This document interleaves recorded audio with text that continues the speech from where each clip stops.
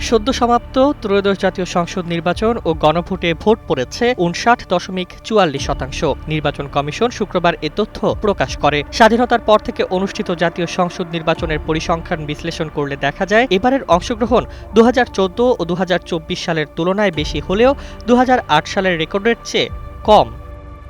দেশের ইতিহাসে সর্বোচ্চ ভোট পড়েছিল ২০০৮ সালের নবম জাতীয় সংসদ নির্বাচনে ৮৭.১৩%। অন্যদিকে সর্বনিম্ন ভোট পড়ার রেকর্ড ১৯৯৬ সালের ১৫ ফেব্রুয়ারির বিতর্কিত ষষ্ঠ জাতীয় সংসদ নির্বাচনে। সেবার ভোটের হার মাত্র ২৬.৫৪%। প্রথম নির্বাচনের সময় ১৯৭৩ সালে ভোট পড়েছিল ৫৫.৬২%। পরের নির্বাচনে ১৯৭৯ সালে হ্রাস পেয়ে দাঁড়ায় ৫০.৯৪%। ১৯৮৬ সালের নির্বাচনে ভোটের হার বেড়ে ৬০.৩১% হয়। ১৯৮৮ সালে কমে ৫৪.৯৩% আসে।